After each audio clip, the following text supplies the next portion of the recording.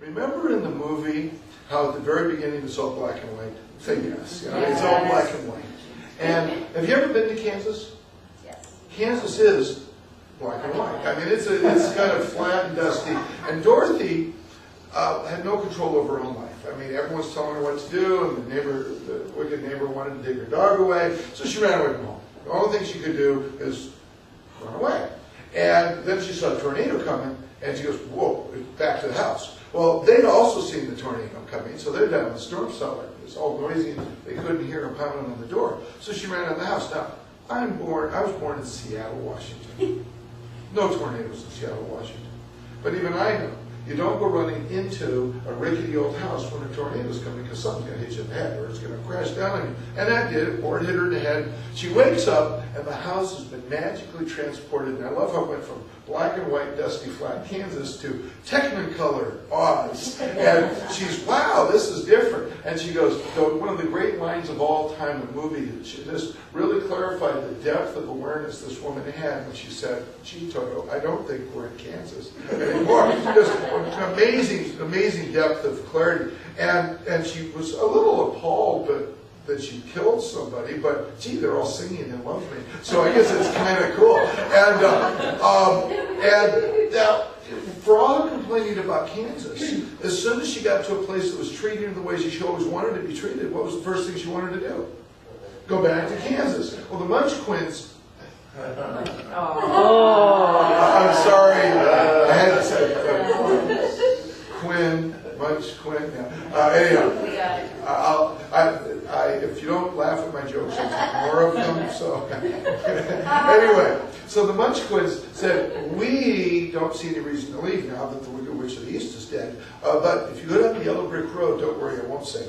But if you go down the Yellow Brick Road, you'll come to the Wizard of Oz. The Wizard of Oz, he should be able to get you back to Kansas. So Dorothy bid her adieu and took off down the Yellow Brick Road. And she came. Who was the first character that she ran into? That was the Scarecrow. The Scarecrow. The Scarecrow was just kind of hanging around, didn't know where he was going in life. None of you have ever been there. And so he listened to her. Where are you going? She said, I'm going to the Wizard of Oz. Wizard of Oz can get me back to Kansas. He goes, well, if the Wizard of Oz can get you to Kansas, maybe he can give me a brain so I can think and have a vision and make things happen in my own life. She says, I don't know. So he thought it would be a good idea to get a brain so he learned to think. It was very subtle. And we joined her on the quest. A little bit later, they came to the second character. Who was that? Somebody who were married to this guy. And he's all frozen up in his own feelings. And he listens to Dorothy say she wants to get to Kansas. And the Scarecrow says that he wants to get a brain. If the Wizard of Oz can solve these things, and he goes, I want to have a heart so you have some feelings, and I just feel this would be a good idea. So he decided to go with them. And then they met my favorite character, which was the Cowardly Lion. I want to be king of the forest. I want to be a leader of my own life, but he's afraid of his own tail and that little dog and everything else. Fear was running his life. And they listened to their story that she's going to go to Kansas and he's going to get a brain and he's going to get a heart and the wizard is going to take care of all these things and maybe the wizard could give me some courage. And he said, fine. So he had the fortitude to decide to go with them. And then get to the Emerald City and they pounded on the big old door and they wouldn't let him in. Pounded on the big old door and they wouldn't let him in. They pounded on the big old door and finally death let them in. And they went to the wizard and they said to the wizard, this is what we want. I want to go to Kansas. I want a brain. I want a heart. I want courage. And he said, no problem. I'll give you what you ask for. But have you ever noticed in life that whenever anybody says the word but, that you can erase everything they said before that because what comes next is the real truth? I love you, but good news is not following. You're doing great work for us, but a promotion is not what this conversation's about. And he said, I'll give you what you want, but. And then we've realized that the Wizard of Oz was really the first of the Godfather series. You do me a favor, then I'll do you a favor. And he said, you already got rid of the East Side gang, so now you just go get rid of the head of the West Side gang. Well, he didn't say kill the witch, but actually in the book, he did.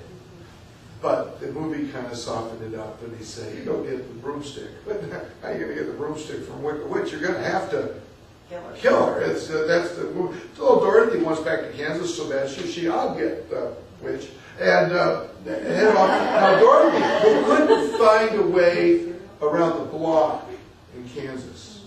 Now in this strange country with all kinds of dangers, straight point A to point Z. The Cowardly Lion was so brave in rescuing her. The Tin Man kept crying and rusting himself shut, and the Scarecrow figured out how to save Dorothy. Every one of the characters used the characteristics they didn't think they had over and over again during the movie, or it wouldn't have been an interesting movie.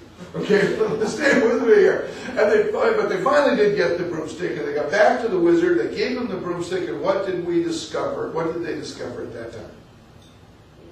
That he was a liar? That he was a fake, he was a phony, he was a liar, he was a charlatan, he was a con man. He could not do for them what he said he could do. But what did he tell them?